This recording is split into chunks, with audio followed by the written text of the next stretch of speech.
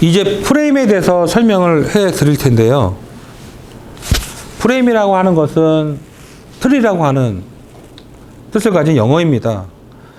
어르신께서 전원을 켜고 영상 촬영할 때 뷰파인더의 창을 들여다보고 촬영을 하시겠죠. 그때 뷰파인더가 직사각형으로 되어 있을 것입니다. 그리고 우리가 촬영을 하면 이런 식으로 프레임이 보이는데요. 제가 몇 가지를 하나 보여드리도록 하겠습니다. 제가 지금 바로 촬영을 한 이미지입니다. 포커스도 안 맞추고 그냥 한번 자동을 놓고 찍어봤습니다. 어떤 것을 설명해 드리려고 이 사진을 보여드리냐면 바로 이 경계를 설명해 드리려고 하는 것입니다. 어르신들께서 찍었던 영상 이미지는 다 이렇게 이런 틀들을 가지고 있는데요. 이미지의 틀들을 매우 중요한 내용으로 이 틀은 사용자가, 즉 촬영하는 사람이 중심이 돼서 나한테 보여지는 세상의 일정 부분을 자기가 획득하는 것입니다. 이 말이 굉장히 어렵게 들릴 수도 있지만 같은 장소에서 촬영한 이미지라 하더라도 내가 어떤 프레임으로 설정하느냐에 따라서 다른 이미지가 될 수 있습니다.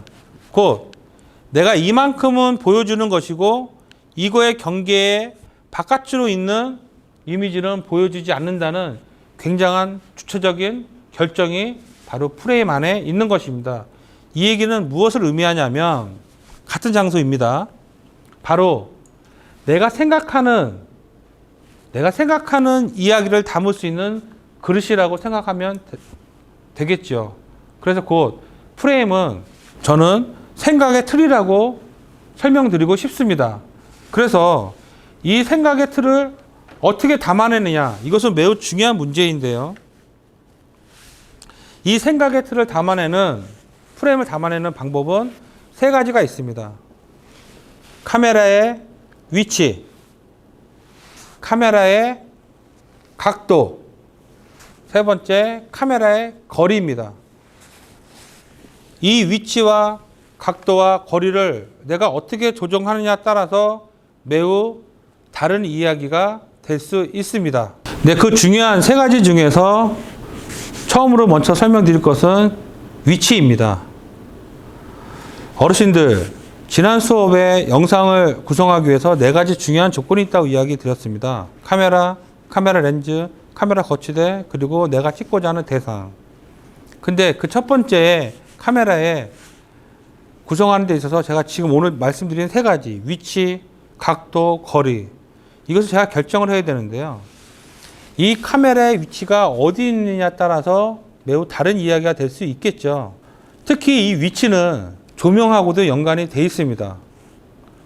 카메라를 야외에서 촬영할 때 내가 해를 등을 지고 촬영을 하면 순간, 내가 해를 마주보고 찍으면 역광, 그리고 내가 태양광을 옆으로 두고 있으면 측광이라고 하는 세 가지 기본적인 광원에 대한 방향값이 있습니다. 근데 이때 순광일 때, 역광일 때, 측광일 때 표현이 매우 달라지기 때문입니다. 그래서 카메라의 위치에서는 조명의 위치와 매우 밀접한 연관성이 있습니다.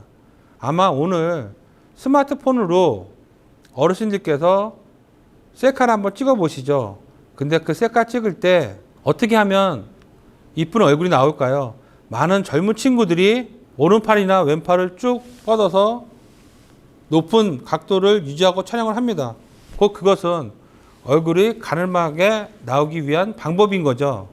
이것처럼 카메라의 위치는 조명의 위치하고 매우 연관성이 큰데요. 이제 어르신들께서 촬영을 할 때 카메라의 위치, 곧 조명의 위치값을 생각하시면서 내가 촬영하고자 하는 대상과의 위치를 어떻게 선택하느냐에 따라서 드라마틱한 역광, 대상을 잘 드러내는 순광, 그리고 또 다른 이야기를 풍부하게 전개할 수 있는 측광으로 구성해 볼 수 있습니다. 두 번째, 카메라의 앵글, 각도. 이 카메라의 각도가 매우 중요한데요. 제가 한번 영상으로 모드를 바꿔놓고 촬영을 해주면 이렇게 카메라 뒤에 있는 빨간 버튼을 한번 눌러주면 레코딩이 됩니다. 촬영이 되는 것입니다. 이 버튼 하나를 한번 눌러주고 제가 한번 이렇게 끄면 촬영이 멈춰지시죠. 이것을 우리는 샷이라고 하는 겁니다. 빨간 레코딩 버튼을 한번 누르고 오프할 때 한번 더 누르면 꺼지는데 레코딩 해주고 한번 눌러서 레코딩 오프를 해주면 그것이 하나의 샷이 되는 겁니다. 그 샷들이 하나씩 모이면 그것이 씬이 되는 거죠. 장면이 되는 것입니다. 그 장면이 모이게 되면 시퀀스가 되는 겁니다. 시퀀스라는 건 배열을 의미하는 건데요. 그 배열이 모이면 프로젝트, 드라마든 영화든 하나의 프로젝트, 어르신들이 만드는 이야기, 이게 하나의 프로젝트라고 하면 그 안에 샷과 씬과 시퀀스라고 하는 과정들을 거치게 되는 것이죠. 자, 다시 제가 한번 촬영 버튼을 눌러보도록 하겠습니다. 그러면 이렇게 지금 녹화가 되고 있는 건데요. 제가 아까 말씀드렸던 두 번째 카메라의 위치라고 이야기했는데요. 이 카메라의 위치가 어디로 올라가느냐에 따라서 전혀 다른 이미지가 되고 있죠. 제가 포커스를 맞춰 보겠습니다. 제가 한번 천장을 맞춰 보도록 할 텐데요. 예. 자, 제가 줌 렌즈를 이용해서 화면의 사이즈를 바꿔 보도록 하겠습니다. 자, 이거는 렌즈를 이용한 영상의 프레임의 사이즈를 바꾸는 작업인데요. 제가 지금 설명드리려고 하는 거는 카메라의 각도에 따라서, 앵글에 따라서 다른 영상이 보여준다는 겁니다. 제가 대상 한 분을 초대해 보도록 하겠습니다. 저를 도와줄 친구는 이정민 양이고요. 저희 청운대학교 학생입니다. 앞으로 나와 주시죠. 지금 우리 이정민 학생은 코로나 사회적 거리두기 때문에 저는 마스크를 벗고 이정민 학생은 마스크를 쓰고 모델이 되어 주도록 하겠습니다. 자, 제가 이정민 양 학생을 촬영을 한번 해보도록 하겠습니다. 잘 보이시죠? 네. 이렇게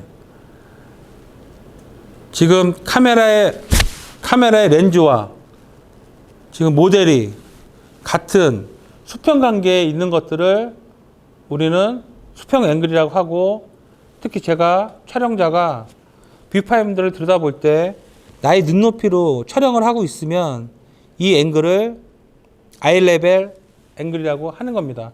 눈높이 앵글, 눈높이 각도라고 이야기하는 것이죠. 자, 이 상태에서 제가 카메라의 각도를 바꿔보도록 하겠습니다. 카메라 위치를 아래쪽으로 올라와서 촬영을 해보도록 하겠습니다. 똑같은 모델인데도 전혀 느낌이 다른 이미지를 드러내고 있습니다. 자, 카메라의 위치가 아래쪽에 가 있으면 이것을 로우 앵글이라고 하는 겁니다. 왜냐하면 로우 앵글이나 아이 레벨 그리고 하이 앵글은 카메라의 위치에 따라서 결정되어지는 거죠. 그러니까 낮은 각도에서 위로 올려다 본다 그래갖고 하이 앵글이 아닌 것입니다. 카메라의 위치, 결국은 촬영하는 사람의 위치에 따라서 각도값이 정해지는 겁니다. 제가 한번 아까 설명드렸던 하드캐스트에 올라가서 높은 앵글로 촬영을 해보도록 하겠습니다. 똑같은 인물을 촬영하는데 카메라의 위치에 따라서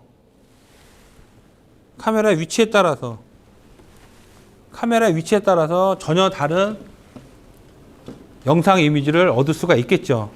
곧 이거는 어르신들이 내가 표현하고자 하는 배우를 어떤 각도에서 어떻게 찍느냐에 따라서 전혀 다른 이야기가 될 수 있습니다. 자, 줌 렌즈를 이용해서 제가 이미지 샷을 좀 바꿔볼 텐데요. 통상적으로 대상을 찍을 때 이 윗부분에 있는 것을 헤드룸이라고 합니다. 머리와 프레임의 사이가 통상적으로 주먹 하나 반 정도가 들어가는 게 적당하다고 하는 거죠. 요 프레임을 봤을 때는요. 그리고 이 프레임에서 모델이 얼굴을 왼쪽으로 한번 돌려보겠습니다. 네. 그러면 보는 시청자들은 이 대상이 왼쪽 방향으로 움직일 수 있다라고 인식을 하는 겁니다. 자, 오른쪽으로 한번 고개를 돌려보도록 하겠습니다.